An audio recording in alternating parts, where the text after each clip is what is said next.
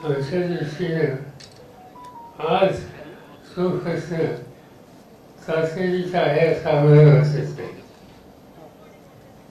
आम्ही हा निकाल घेतला आहे की हे 3 मुख्य पक्ष आहेत, राष्ट्रवादी काँग्रेस पक्ष आणि उद्धव ठाकरेंच्या नेतृत्वाखालची शिवसेना, आम्ही एकत्र लोकांच्या समोर जातोय, कार्यक्रम मांडणार आहोत, मतं मागणार आहोत. आणि हे करत असताना आम्ही आणखीन काही लोकांना, काही पक्षांना, काही विचारांना बरोबर घेण्याची आमची इच्छा आहे. उदाहरणार्थ कम्युनिस्ट पार्टी, CPM, CPI, उदाहरणार्थ शेतकरी कामगार पक्ष, उदाहरणार्थ तुझ्या आमचे उत्तर प्रदेशचे यादव, मुलायम सिंग, त्यांचे चिरंजीव, त्यांचा समाजवादी पक्ष, अशा सगळ्यांना मिळून घेऊन आम्ही लोकांच्या मदतीनं, लोकांचा पाठिंबा मिळवून एक महाराष्ट्रामध्ये प्रगतीशील पर्याय हा उभा करण्याचा आमचा प्रयत्न आहे. काही लोक असं म्हणतात की नेता कोण. एकदा लोकांच्या समोर गेलो, कार्यक्रमाला मान्यता घेतली, लोकांनी शक्ती दिली की त्यानंतर एकत्र बसून निर्णय घेता येतो. तुम्हाला उदाहरण सांगायचं असेल, कदाचित काही लोकांना माहीत असेल किंवा नसेल, 1977 साली आणीबाणीच्या नंतर देशामध्ये जयप्रकाश यांच्या सूचनेनं समविचारी लोक सगळे एकत्र आले. पक्ष नंतर सापला, निवडणुकीला लोकांच्या समोर गेले, लोकांनी शक्ती दिली, निवडून दिलं आणि निवडून आल्याच्या नंतर जनता पक्षाची स्थापना केली आणि त्यानंतर मोरारजी देसाई यांची निवड केली. ज्यावेळेला आम्ही लोकांना मत मागायला, त्यावेळेचे लोक मत मागायला जात होते, त्यावेळी मोरारजी देसाई प्रधानमंत्रीपदाचे उमेदवार आहेत हे कधी लोकांना सांगितलं नव्हतं. पण तरीही लोकांनी शक्ती दिली तर प्रधानमंत्री झाले, देश चालला. हा आमचा पूर्वीचा अनुभव लक्षात घेतल्यानंतर आज आम्हाला लोकांना हा विश्वास द्यायचा आहे की आम्ही राज्याच्या हिताची जपणूक करणारा पर्याय हा तुम्हाला देतो आणि त्या पर्यायाचा कार्यक्रम लोकांच्या समोर देतो. आणि निवडणुकीत लोकांची शक्ती पाठिंबा मिळाल्याच्या नंतर मग मंत्रिमंडळ कोण काय घ्यायचं या गोष्टी ठरवत आहेत.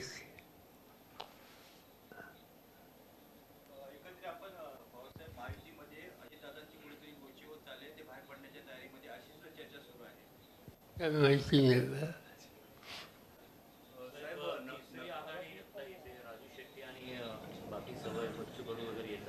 असं लोकशाहीमध्ये कुणाला अधिकार नाही. ते काही करत असेल तर त्यांचा अधिकार आहे. आम्हाला असं वाटतं किंवा लोकांची आत्ताची मानसिकता जी आहे ती आम्हाला लोकांना मदत करायची आहे. आणि त्यामुळं आम्ही आमचा कार्यक्रम, आमची भूमिका घेऊन लोकांच्या समोर जातो. पर्यायी काही लोक येतील, काही संघटना बनवतील, तो त्यांचा अधिकार आहे. पण लोक, महाराष्ट्राची जनता आज आम्हा लोकांना साथ द्यायच्या मनस्थितीत आहे असं आमचं ऑब्झर्वेशन आहे. सर, पटोलेंना मुख्यमंत्रीपद मिळावं असं विदर्भातल्या नेत्यांचा सूर आहे आणि नागपूर शहरातल्या साईच्या साई जागा काँग्रेसला मिळाव्यात असं विदर्भातल्या नेत्यांचं म्हणणं आहे. नेमकं काय याच्यावर? असं की कुठल्याही पक्षाला आणि त्यांच्या कार्यकर्त्यांना आपला नेता हा राज्य प्रमुख व्हावा असं वाटलं तर त्यामध्ये काही चुकीचं नाही.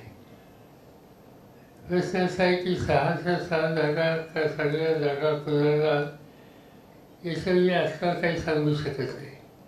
आणि त्याचं कारण असं आहे की आम्ही एक सहांची समिती केली.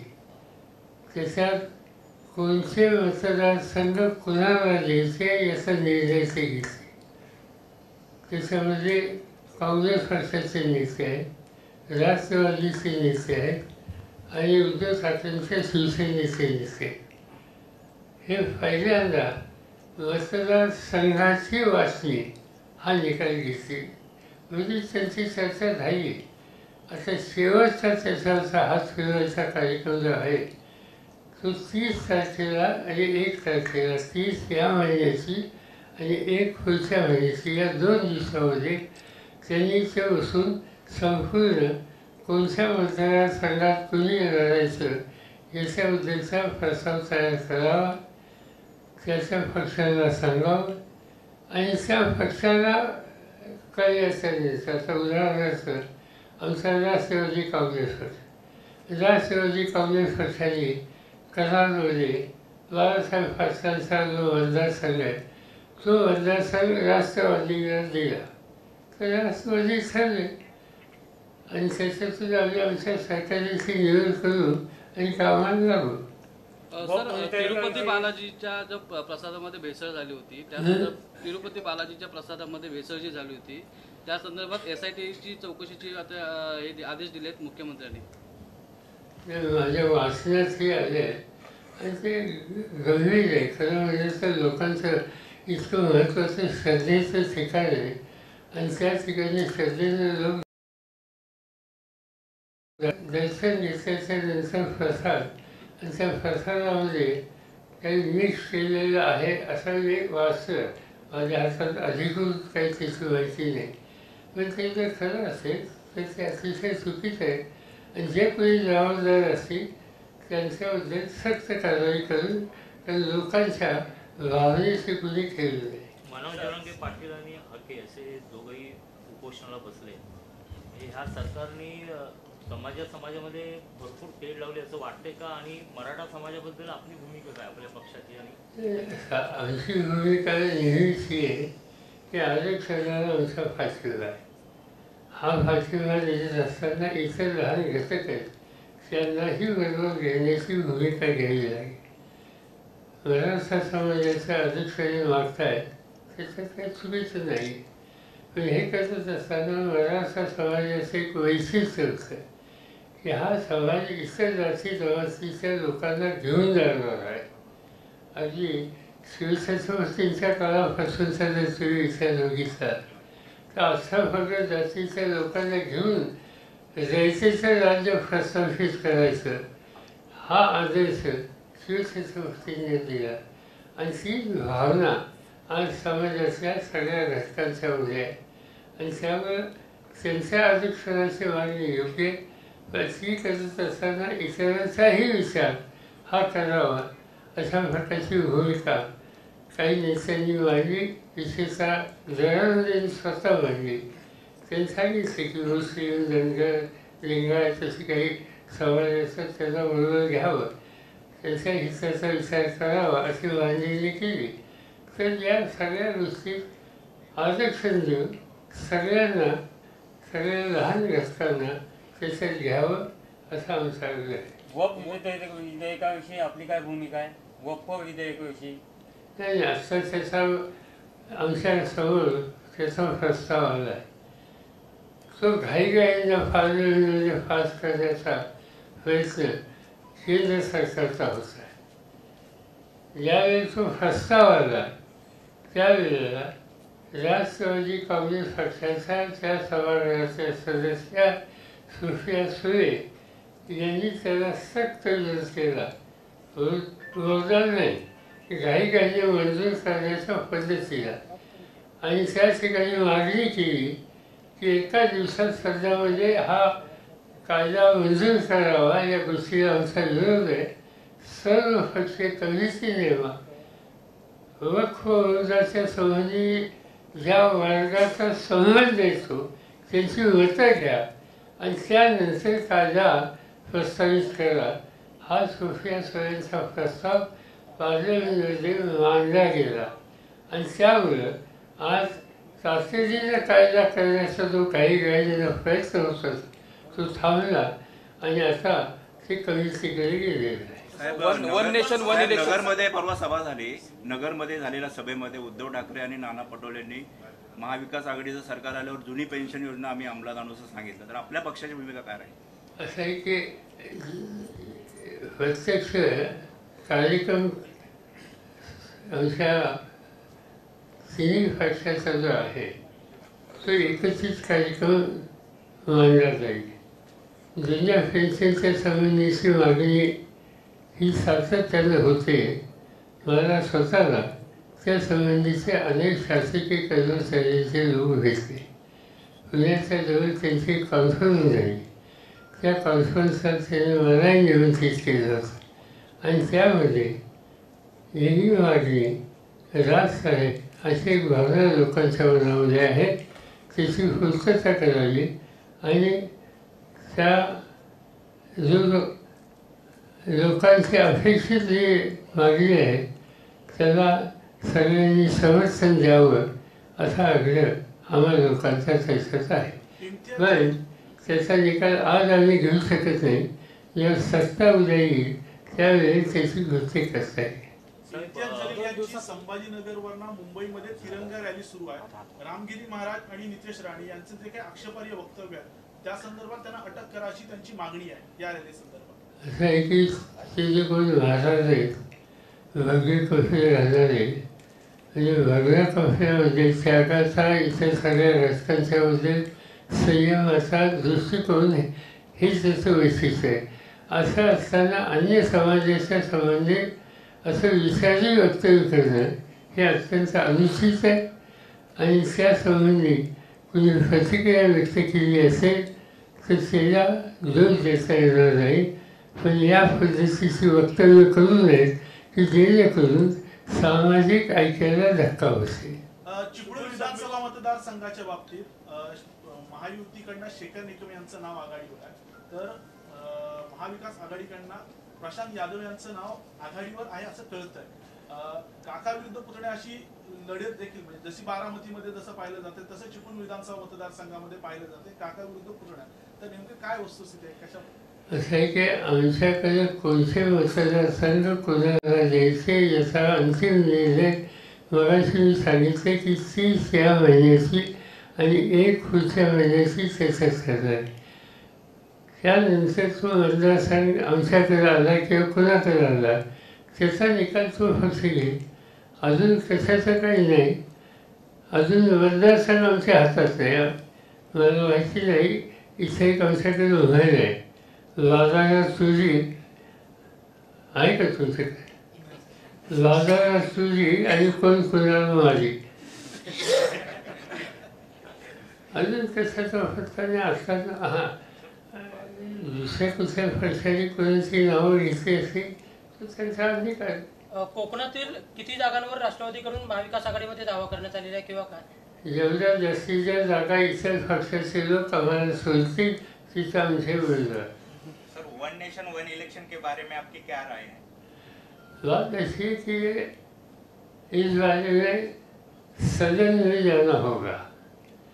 सदन यानी पार्लियामेंट डिस्कस करना होगा. कुछ राज्यों की कुछ समस्या है. समस्या ऐसी कि समझिए तमिलनाडु के इलेक्शन 2 साल पहले हुए और वहाँ का और 3 साल बाकी है. अभी महाराष्ट्र देखिए यहाँ 2 महीने रहे कैसे होगा. इसलिए हमें इसमें बैठ कर कानूनी कार्रवाई करनी पड़ेगी. शायद संविधान में कुछ सुधार करने की आवश्यकता होगी और ये सब करने के बाद होगा तो इससे कोई तकलीफ नहीं. मैंने खुद जब चुनाव जिंदगी में पहली बार लड़ा 1967 तो मैं विधानसभा का कैंडिडेट था और मेरे साथ लोकसभा के भी कैंडिडेट था और मेरे उत्तर ने मुझे भी वोट दे दिए असेंबली के लिए और पार्लियामेंट के लिए दूसरे को वोट दिए.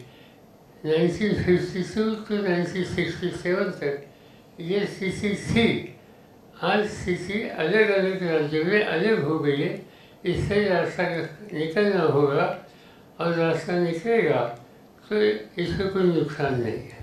साहेब, मोतीलाल ओसवालच्या फर्मने शेतकऱ्यांना कर्ज दिलं आहे आणि त्याच्यानंतर मोतीलाल ओसवाल हे कोण आहे? त्यांच्या मोती ओसवाल जे आहे त्यांच्या फर्म आहे, त्यांनी आता शेतकऱ्यांना कर्ज दिलं आहे आणि त्याच्यात पटाने वसूल सुरू आहे आणि जे शेतकरी पैसे देत नाही त्यांच्या जमिनी जप्त केल्या जातात.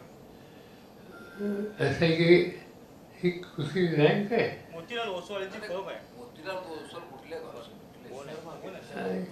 तुमचे खाजगी साहेब, लाडकी बहीण योजनेबाबत आता असं झालंय की परवा मुख्यमंत्र्यांनी ट्विट असं केलंय की माझ्या बहिणीनं तुम्ही रस्त्यामध्ये उभे राहू नका, त्रास करून घेऊ नका. काल अजितदादा येऊन गेले, ते म्हणाले की आम्ही लाडकी बहीण योजनेचं आहे. म्हणजे एकंदरीत तिन्ही देवेंद्र फडणवीस, अजित पवार आणि तिसरे जे हे आहेत मुख्यमंत्री स्वतः, प्रत्येक जण क्रेडिट घ्यायला जातं. नेमका हा प्रकार जो चालू आहे महाराष्ट्रामध्ये, तर त्याच्यामध्ये मला माहिती नाही काय नक्की चालू आहे, पण महाराष्ट्राच्या सरकारमध्ये काम केले.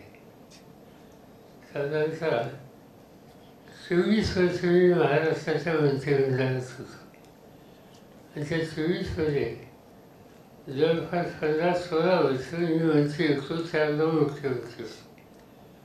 त्यामुळे माझा समज असा आहे की एखादं धोरण सरकारचं असलं त्याचे पैसे सरकारच्या तिजोरीतच असतात. मी त्या ठिकाणी मंत्री म्हणून माझ्या खिशातच असते आणि त्यामुळं असं कुठली योजना, मग ती राजकीय असं मुलाच्या उद्या असो, मुलीच्या उद्या असो, त्याची जी काही अर्थसहाय्य करण्याच्या संबंधीची सरकारची नीती आहे ती राज्याची नीती आहे, ती सर्वसामान्यांची स्वतःची नीती आहे. आणि त्यामुळे आम्ही लोकांनी आमचे फोटो लावून हे सगळे कार्यक्रम आमच्या खिशात चालले असं दाखवायची भूमिका कधी घेतलेली नाही. पण ठीक आहे, हल्ली बदलले, लोक म्हणतात त्याच्यात लोकांची काय भावना आहे. भविष्यामध्ये काका पुतणे एकत्र येतील का? कारण अनेकांना वाटते, उभ्या बाहेरचं वाटतं की काका पुतणे एकत्र यावं. नाही, घरात सगळे एकच आहे. साहेब, त्या प्रश्नाला अनुसरून मध्यंतरी अजितदादा असे म्हटले की लोकसभेला मी उमेदवार उभा बारामतीमध्ये करून चुकी केली, तर काका म्हणून आपण त्याला माफ केलेत की करणार कसं काय? लोकसभेला उमेदवार बारामतीमध्ये उभं करून चुकी झाली माझी, असं मध्यंतरी त्यांनी वक्तव्य केलं. ते दुसऱ्या पक्षात आहे, त्यांना त्यांचा निर्णय धोरण चालवायचा अधिकार आहे. तसं आम्ही कशाला भाष्य करायचं? सर्वोच्च न्यायालयाचा निकाल साहेब अपेक्षित आहे का या इलेक्शनपूर्वी, म्हणजे चिन्हासंदर्भातला? आमचा प्रयत्न आहे, आम्ही मांडणी केली. बघूया, एक 8-10 दिवसात कोर्टामध्ये जर तारीख लागली आणि विचार झाला तर होईल, नाही झाला तर निवडणूक झाली हवी. छोट्या पक्षात तुम्ही घेणार त्याला जागा वाटप सोबत घेणार?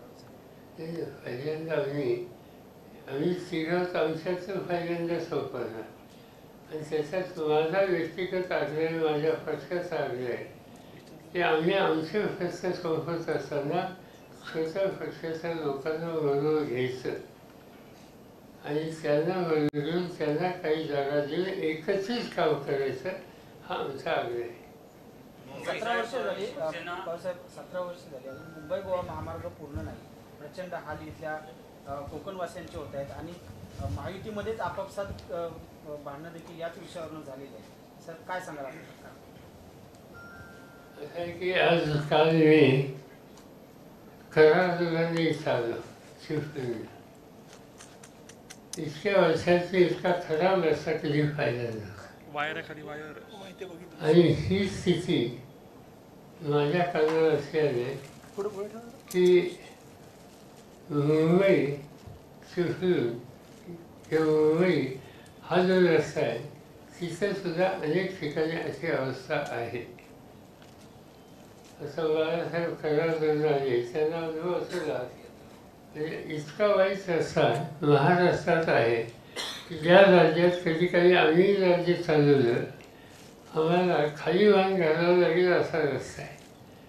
आणि हे सरकार या सगळ्या गोष्टीकडे इतकं दुर्लक्ष करतं आहे, इतकं विवेकितपणे बघतं आहे ही गोष्ट अत्यंत घृणास्पद आहे.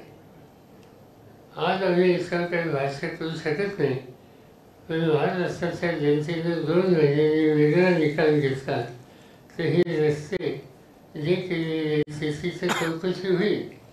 पण काही ठिकाणी असं दिसतंय की कॉन्ट्रॅक्ट दिले आता गावात या चिपळूणमधून मी बघितलं ते कसा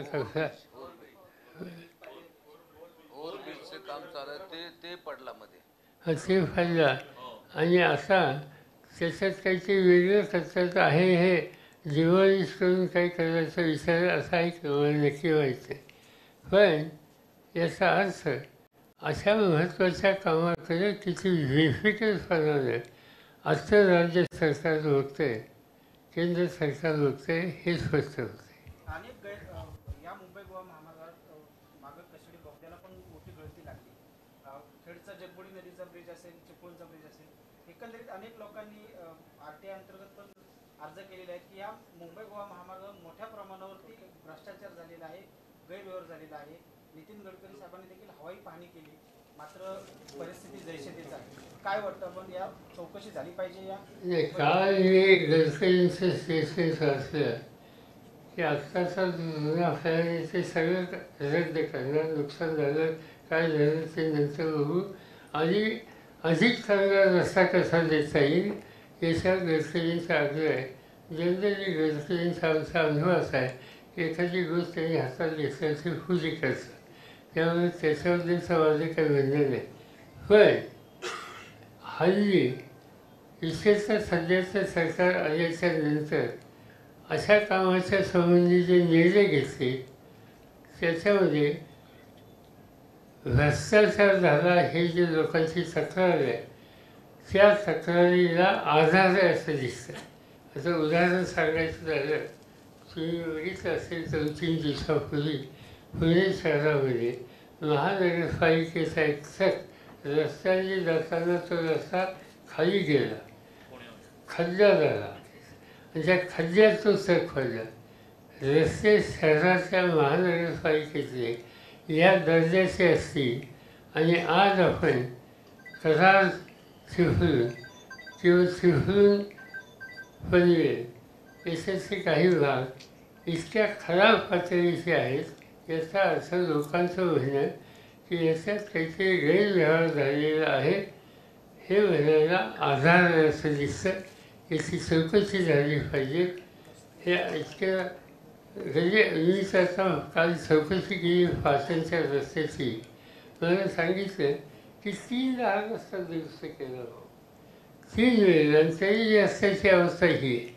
आता हे जर असं चित्र असेल आणि उद्या जनतेने आम्हाला संधी दिली तर याची हाय लावून एक्सपर्ट कमिटी नेऊन सर्व इन्क्वायरी करू आणि एक तर सुधारणा कशी करता येईल ती करू, आणि चुकीच्या गोष्टी कोणी केल्या असतील तर त्यांना त्यांचं स्थान दाखवायचा विचार करावा लागेल.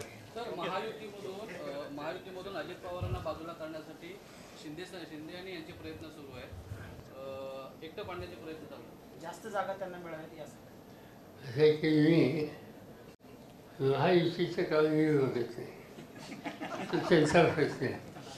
आमची जी संघटना आहे त्याच्या संबंधीचा काही प्रश्न असेल तर ते सांगता येईल. मी घातलं वाशीची डेअरीच्या माध्यमातून प्रशांत यादवनी चांगल्या पद्धतीने या ठिकाणी काम केलेलं आहे साहेब.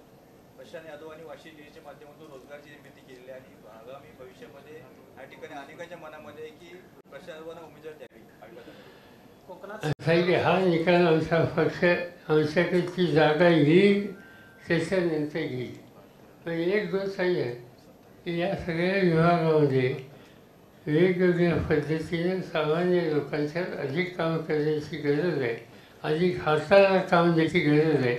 आणि ज्या पद्धतीनं त्यांची क्रेडिट सोसायटी असो त्याचा विस्तार जो होतो आहे त्याचा मला आनंद आणि आश्चर्य वाटेल असा आहे. आणि त्याबरोबर डेअरीच्या क्षेत्रामध्ये या ठिकाणी जे काम चालू आहे हे त्याचं कौतुक करावं अशा प्रकारचं आहे.